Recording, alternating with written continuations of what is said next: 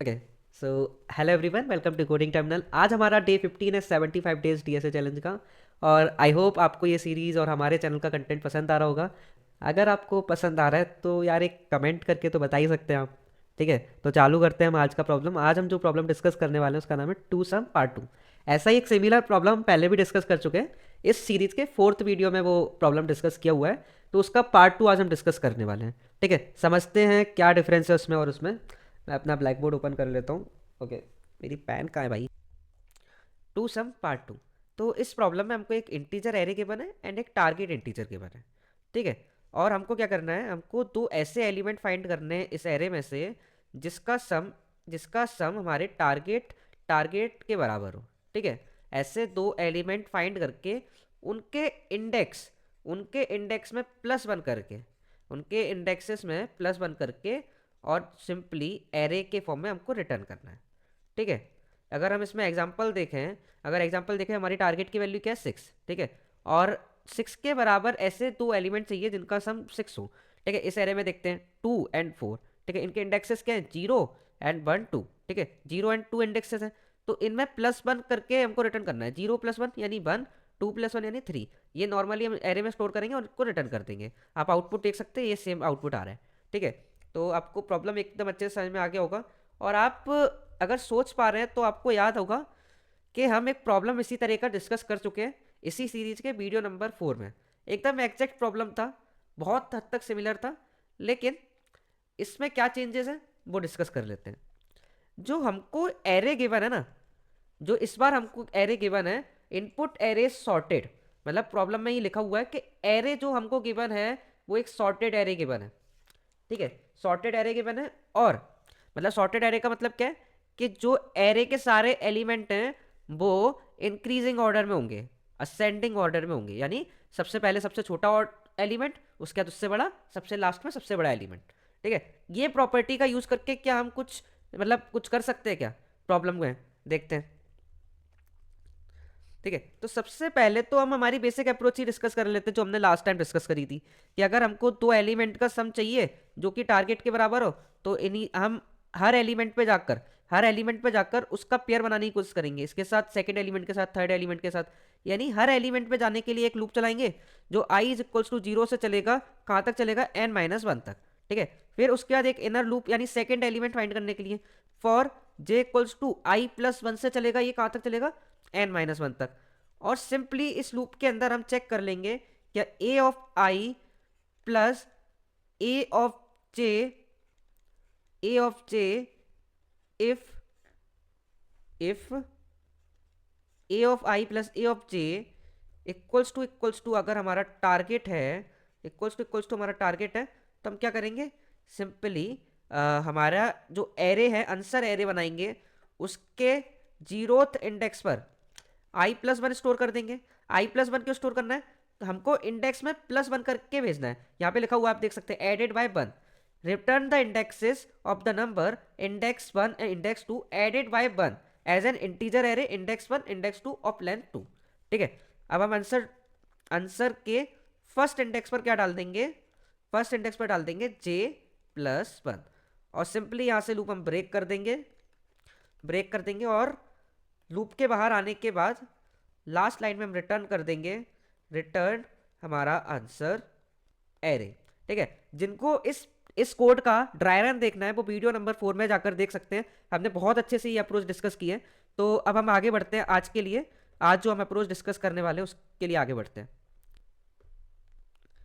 तो इस प्रॉब्लम को ऑप्टिमाइज तरीके से कोड लिखने के लिए हम एक बहुत इंपॉर्टेंट एल्गोरिथम डिस्कस करेंगे जिसका नाम है two pointer approach. Two pointer approach. ठीक है, अब ये क्या होती है इसके बारे में डिस्कस करते हैं।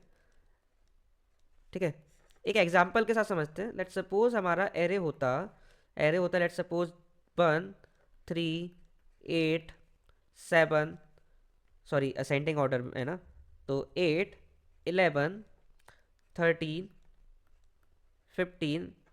ओके, एंड लेट्स सपोज हमको टारगेट गिवन होता, लेट्स सपोज हमको टारगेट अगर गिवन होता 14।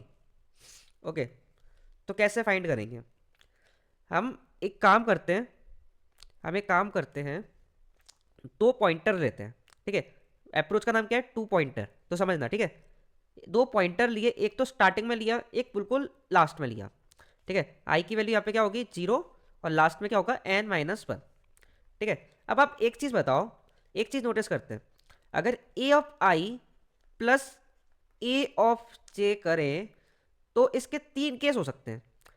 या तो ये टारगेट से बड़ा आ सकता है, पहली कंडीशन लिख रहा हूं, या तो ये टारगेट से बड़ा हो सकता है, ठीक है।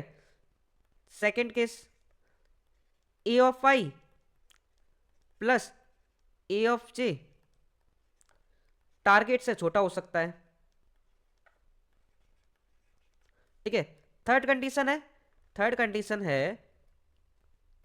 थर्ड कंडीशन क्या है, A of I plus A of J equal to target है, ठीक है। ये तीन ही कंडीशन बनती हैं। अब हम चेक करते हैं, let suppose A of I plus A of J greater than target है। ग्रेटर देन टारगेट है मतलब मैं अगर यहाँ पे खड़ा हूँ और यहाँ पे खड़ा हूँ, इन दोनों का सम अगर ग्रेटर देन टारगेट है तो क्या कर सकते हैं, अगर ग्रेटर देन टारगेट है तो इस सम को हमको स्मॉल करना है, ठीक है। इस सम को हमको स्मॉल करना है। अगर हम आई को मूव करेंगे, आई को मूव करेंगे यानी कि ये छोटी सी बड़ी वैल्यू पे जाएगा और सम बढ़ेगा। मतलब अगर आई को मूव करते हैं, इफ आई को बढ़ाते हैं तो सम भी हमारा बढ़ने वाला है, ठीक है। इतनी बात समझ में आ रही होगी आपको। तो इस केस में हम क्या करेंगे, इस अगर हम जे को बढ़ाते हैं, जे को तो बढ़ा नहीं सकते, जे को माइनस कर सकते हैं। इफ जे को हम कम करते हैं तो सम भी कम होगा, क्योंकि सम इस वैल्यू का और इस वैल्यू का सम है, ठीक है। अगर हम जे को इधर लेके आ जाएंगे यानी एक छोटी वैल्यू पे लेके आ रहे हैं जे को, तो बाकी सम तो हमारा कम हो जाएगा ना, एक छोटी वैल्यू का सम करेंगे, ऐड करेंगे, ठीक है। तो अगर हम जे को डिक्रीज करते हैं तो सम डिक्रीज होगा, अगर आई को इंक्रीज करते हैं तो सम इंक्रीज होगा। इतनी बात समझ में आ गई होगी आपको, ठीक है। अगर टारगेट से ज्यादा है इन दोनों का सम, हमको टारगेट के बराबर करना है, हमको क्या चाहिए, टारगेट के बराबर दो वैल्यू चाहिए जिनका सम टारगेट के बराबर हो, ठीक है। तो हमको क्या करने की जरूरत है, इस केस में हमको सम को कम करने की जरूरत है। सम किस केस में कम हो रहा है, जे माइनस माइनस, यानी जे को कम कर देंगे। तो सिंपली इस केस में हम जे माइनस माइनस कर देंगे, ठीक है। अगर ये टारगेट बड़ा है, टारगेट बड़ा है यानी सम कम है, तो सम को बढ़ाना है। अभी भी टारगेट के बराबर नहीं पहुंचे हम, अगर सम को बढ़ाना है तो इसका मतलब है कि ये आई वाला पॉइंटर आगे बढ़ाना पड़ेगा। आई वाला पॉइंटर आगे बढ़ाएंगे तभी तो बड़ी वैल्यू आगे मिलेंगी और टोटल सम बड़ा मिलेगा। तो सिंपली इस केस के लिए हम आई प्लस प्लस कर देंगे। और ये थर्ड वाला केस क्या है, थर्ड वाला केस कह रहा है कि A I plus A J equal to target है। इसका मतलब हम उन वैल्यू पे पहुंच गए हैं जहां पे टारगेट मिल गया है। तो सिंपली हम आई प्लस वन एट जे प्लस वन को एक एरे में स्टोर करके रिटर्न कर देंगे। क्लियर हो गया होगा आपको। तो क्या करने वाले हैं हम, समझते हैं। आपको ये पूरा 2 पॉइंटर अप्रोच का कंसेप्ट क्लियर हो गया होगा, ठीक है। आप सूडो कोड लिखने का ट्राई करते हैं, ठीक है।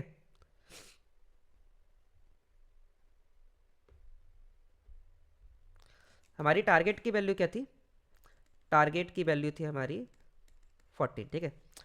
तो हम कब तक मूव कर रहे हैं, एक कंडीशन आएगी जब आई और जे क्रॉस कर जाएंगे, आई इधर आ जाएगा और जे इधर आ जाएगा। इसका मतलब ये है कि हमको कोई भी सम नहीं मिला है, ठीक है। तो उस केस तक हम चला ट्राई करेंगे जब तक while J is greater than I, ठीक है, तब तक हम ट्राई करेंगे, ठीक है। अब हम चेक करेंगे, if if A of I plus A of J greater then है अगर टारगेट से, तो हम क्या करेंगे, इस केस में हम करेंगे टारगेट से बड़ा है, मतलब इस वैल्यू को हमको कम करना है। कम करने के लिए जे को माइनस माइनस करना पड़ेगा, जे माइनस माइनस, ठीक है। और फिर एक एल्स इफ लिखेंगे, else if A of I plus A of J less than target है, ठीक है। लेस देन टारगेट है, हमको तो टारगेट के बराबर करना है, यानी इस वैल्यू को हमको बड़ा बनाना पड़ेगा। बड़ा बनाने के लिए इस वैल्यू को हमको बड़ा करना है अगर, तो आई को आगे पुश करना पड़ेगा। मतलब यहाँ पे छोटी वैल्यू पड़ी हुई है आई के पास, तो आई को आगे बढ़ा दूंगा तो बड़ी वैल्यू आ जाएगी उसके पास। ये क्योंकि ये गिवन है ना कि असेंडिंग ऑर्डर में सॉर्टेड एरे, ठीक है, इसका यूज करके हम ये कर रहे हैं, ठीक है। तो आई प्लस प्लस कर दूंगा सिंपली मैं, ठीक है। फिर उसके बाद एल्स केस का मतलब क्या है कि हमको आंसर मिल गया, इक्वल वाला कंडीशन मिल गई है। इस केस में मैं सिंपल रिटर्न कर दूंगा i plus one and j plus one, बस। अब इसको कोड करके देख लेते हैं, ठीक है, बहुत सिंपल सा कोड है, ठीक है। तो क्या करने वाले हैं, सबसे पहले हम एक इंट आई पॉइंटर बनाएंगे जिसकी वैल्यू होगी 0, इंट जे पॉइंटर बनाते हैं जिसकी वैल्यू होगी एन। एन क्या है, साइज ऑफ एरे, ठीक है। Int N equal to numbers dot length, numbers dot length, ठीक है। अब हम क्या करने वाले हैं, वाइल लूप चलाएंगे, while while J is greater than I. तब तक हम चेक करेंगे, तो पहला केस क्या था, if if numbers numbers of I plus numbers numbers of j अगर ग्रेटर देन होता है किससे, हमारे टारगेट से, तो सिंपली वी विल अगर टारगेट छोटा है सम से, मतलब जे को कम करना पड़ेगा, मतलब सबसे बड़ी वैल्यू किसके पास पड़ी हुई है, जे साइड पड़ी हुई है, तो जे को अगर डिक्रीज कर देंगे इसका मतलब हमारा टोटल सम कम हो जाएगा, तो जे माइनस माइनस, ठीक है। अब एल्स इफ क्या लिखेंगे, else else if else if numbers numbers of I plus numbers of j अगर लेस देन होता है टारगेट से, अगर टारगेट से कम है, तो इसका मतलब हम क्या करेंगे, आई प्लस प्लस, मतलब हमको सम को बढ़ाना है। सबसे छोटी वैल्यू किधर साइड पड़ी है, आई साइड पड़ी है, तो आई को बढ़ा देंगे, आई पॉइंटर को बढ़ा देंगे, यानी एलिमेंट उसके पास जो होगा वो बढ़ जाएगा और सम भी बढ़ जाएगा, ठीक है। और एल्स केस में क्या आएगा, एल्स केस में हमारा वो केस है जब numbers of I plus numbers of J equal to target हो गए होंगे, यानी हमारा आंसर मिलने वाला है। अब एक आंसर एरे फॉर्म कर लेते हैं स्टार्टिंग में ही, int int answer int answer equal to new int, और इसका साइज क्या होगा 2, ठीक है। अब सिंपली इस केस में हम क्या करने वाले हैं, इसमें हम करेंगे answer of 0 equals to I plus one and answer of 1 equals to answer of 1 equals to J plus one, ठीक है। और कुछ करना है क्या, ब्रेक भी कर देते हैं, फालतू में लूप क्यों चलने दें, ठीक है। ब्रेक कर दिया, अगर हमको आंसर मिल गया है तो सिंपली हम ब्रेक कर देंगे इस लूप को, और लास्ट में हम रिटर्न कर देंगे हमारा answer, return answer array.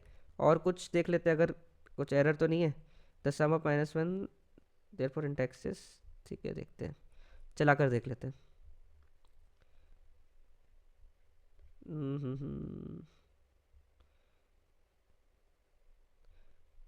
Index 4 out of bound, क्या गलती कर दी भैया हमने, क्या गलती कर दी, while j greater than i, while J is greater than i, j equals to n, j is equals to n minus one लेना पड़ेगा ना, लास्ट इंडेक्स पे है जे। इतनी छोटी छोटी मिस्टेक करेंगी तो कैसे चलेगा, सबमिट करके देख लेते हैं। तो कोड हमारा सबमिट हो चुका है। अब एक बार हम फटाफट इस कोड को कॉपी करके ड्राई रन करने चलते हैं, ठीक है। ड्राई रन में आपको और अच्छे से आएगा कैसे लाइन बाय लाइन कोड चल रहा है। मैं इस कोड को थोड़ा सा अलाइन कर लेता हूँ, ओके। तो यहाँ पर मैंने कोड पेस्ट कर दिया है। अब फटाफट से हम एक अच्छा सा एग्जांपल लेकर पूरा कोड ड्राई रन कर कर देखते हैं। लेट सपोज हमारी नम सैरे होती 1 3 4 7 8 13 एंड 13 एंड 18, ठीक है। लेट सपोज ये हमारी एरे होती, तो इस पर हम ड्राई रन करके देखते हैं। एंड लेट सपोज टारगेट होता, target is equals to, let suppose target की वैल्यू होती 15, ठीक है। देखते हैं इसको कैसे सॉल्व करते हैं। सबसे पहले तो हम एन निकाल लेते हैं। एन की वैल्यू क्या हो जाएगी, ये वाली लाइन चलेगी first, N is equal to numbers dot length, यानी इस एरे का साइज 1 2 3 4 5 6 7, ठीक है। तो एन इक्वल टू क्या हो गया 7। अब आई इज इक्वल्स टू क्या होने वाला है, आई इज इक्वल्स टू हो जाएगा 0, स्टार्टिंग से चलेगा बिल्कुल। आई यहाँ पर पड़ा होगा और जे कहाँ पर होगा, जे होगा यहाँ पर यानी जे की वैल्यू क्या हो जाएगी n-1, जे हो जाएगा हमारा n-1, एन की वैल्यू क्या है 7, तो जे इक्वल टू 6, ठीक है। I is equals to 0, j equal to 6। अब इस पर हम सम निकाल लेते हैं, यानी num of I plus num of j क्या हो जाएगी इसकी value num of I plus num of j, यानी जीरोथ इंडेक्स पर और जेथ इंडेक्स पर सम कर रहे हैं, तो 1 प्लस 18 इक्वल टू 19, ठीक है। और हमारा टारगेट क्या है 15, टारगेट छोटा है यानी सम बड़ा है और टारगेट छोटा है। केस देख लेते हैं कौन सा है, सम बड़ा है और टारगेट छोटा है, यानी हमको सम को छोटा करना है। सम को छोटा करना है इसका मतलब एक छोटी वैल्यू पे लेके आना है जो इंडेक्सेस हैं उनको। तो जे को हम पीछे खिसका लेंगे, मतलब जे को माइनस माइनस कर देंगे, ये वाली लाइन चलेगी। तो जे की वैल्यू हो जाएगी इस केस में जे माइनस माइनस, तो जे हो जाएगा आई इज इक्वल्स टू 0 रहेगा और जे इक्वल टू हो जाएगा हमारा 5, ठीक है।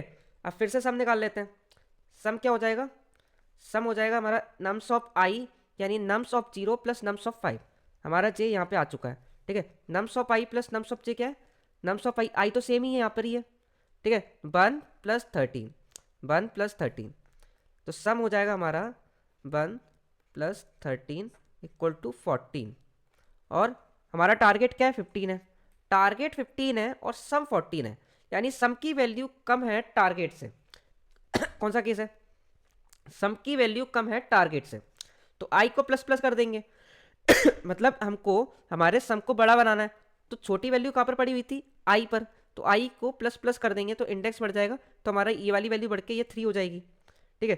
तो सिंपली इस केस में हम क्या करेंगे, आई प्लस प्लस कर देंगे और हमारी अब आई की वैल्यू क्या हो जाएगी, आई की वैल्यू 0 थी, आई की वैल्यू हो जाएगी 1 और जे की वैल्यू हो जाएगी, जे की वैल्यू एज इट इज है अभी 5, ठीक है।